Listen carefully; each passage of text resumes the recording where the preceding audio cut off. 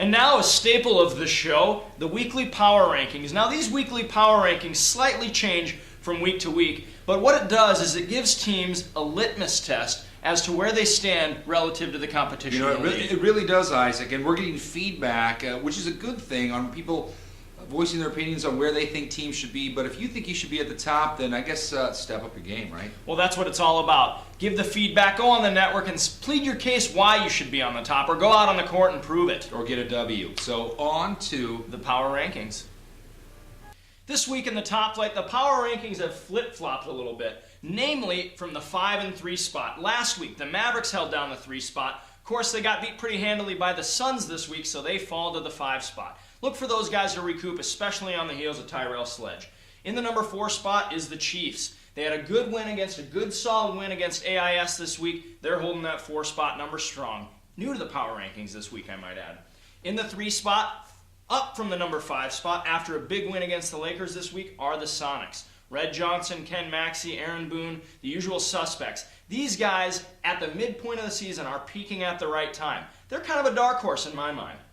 Now, the most intriguing part of the power rankings is the number 2 spot and the 1 spot. The Suns currently occupying that number 2 spot. The Raptors still holding strong at the number 1 spot. But this could all change with the most anticipated game of the season thus far, with the matchup this week. I am going to go out on a limb and make a bold prediction and say that the Tenbrook and Witt-led Suns, not to mention Eric Seabrands, are going to come out and have a great game against the Raptors and take over that number 1 spot. Why do I say this? Finally, because the Raptors are coming off a bye week, and with their hot shooters that rely on repetition, that off week could really affect them. So, look for this week for that 2 and 1 spot to flip-flop and the Suns to be in the number 1 spot next week. And on to this week's competitive division power rankings. Holding tight in the 5th spot, the Generals. The key to the Generals, I think, moving up or at least staying in that 5th spot is really the resurgence of Sean Black. Last game, Sean had 18 points, 3 rebounds, real solid contribution. Keep it up, Sean, and I think you're going to solidify your team spot going into the playoffs. In the 4th spot, Mavs 2.0. Right now, the Mavs 2.0 are, put it this way, they have to prove themselves in the next 4 weeks. They're going to be playing the Celtics coming up, and the Celtics are a team that is hungry for a victory. Can't take them lightly, so Mavs 2.0, up or down the next week. My prediction is they may stay tight in that 4th spot, but Celtics could come out on top this week because they put in a lot of prep for this game. In the 3rd spot, moving up, the Warriors. Had an 18-point victory last week over the Celtics. Brian Kruschke stepping it up with 13 points and 3 rebounds. Last week we noted that was the key for this team to move up, and guess what? Here they are in the 3rd spot. Expect this team to continue to move up. My prediction for the finals of the competitive division this year is going to be the Warriors and the Timber Kings, but hold tight. In the 2nd spot, Flight of the Conchords. Real exciting team. UH hoopster Nate Dykstra said when he was running the scoreboard last week, this is the most exciting game he's seen in the history of the league when they played team time. Lots of up and down, lots of threes. I think there was over 53 points shot in that game. I could be wrong. But regardless, we're trusting Nate, and we're trusting that this is an exciting team. Explosiveness with the 5 players, Kramer, Lean, Omi, Sundin, and of course Wheeler, who season's probable candidate for MVP. And what do we say? In the number 1 spot, holding tight, the Timber Kings, behind the leadership of Doug Espenson, are really going to probably sit in that spot through the remainder of the season until we see a real good challenge. And we're going to see that the final game of the season when Flight of the Conchords take on the Timber Kings. But like I said before, it could be anybody. It could be the Warriors, could be the 2.0, Mavs 2.0 team really stepping it up here in the second half. So stay tight, keep posted. The power rankings could switch up in the next couple of weeks.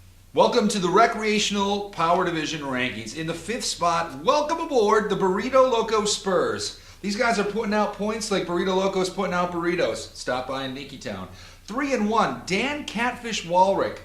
Is he going to be the offensive player of the year? Is he going to be the rookie of the year? This guy is definitely earning kudos for points. I'm seeing heavy, I checked it out, already heavy votes for him in the All-Star game. In the 4th spot, the Pistons at 3 and 1. Now this is a new team formed by former Agent Maroon, and if you remember the upset from last season, Agent Maroon beat the Timberpuppies for the first time in a long time. Justin Hamilton pouring in 15 points and 7 rebounds a game. Flip that around. Jared Moen big on the board, 6 points and 13 rebounds a game. This is a powerful team. If they get it inside, kick it out for threes, this team's hard to stop. In the third spot, the Sonics, another new team formed from Agent Maroon. J.J. Kirby with 16 points and 11 rebounds a game. Is he an all-star? Well, that's up to you to decide. They have 4 really tough games coming up in the next 4 weeks. The Timberpuppies, the Nuggets, the Pistons, and the Bulls. All teams that have solidified themselves as monsters in the recreational divisions. In the second spot, holding tight at 4-0, the Madmen, led by veteran James Bradford, pouring out about 20 points and 6 rebounds a game. Really the key for this team is going to be to continue that, spread the ball around, get it to Ojaro Foster, and also have Paris Curran quarterback this team into his first ever, potentially, UH Gold Cup. I know he's hungry. We've talked about it off the court. And in that first spot, the Timberpuppies. Until somebody really comes and knocks this team off and makes it into the UH Gold Cup, these guys are going to be continuing on with their dynasty. It's Super Bowl Sunday, so we're talking about dynasties, the Patriots and the Timberpuppies. You pick yours. I think that the two go hand in hand. Stay tuned for next week for the power rankings. I'm sensing a little bit of a mix-up. Somebody's going to be moving up and somebody's going to be moving down. Stay tuned.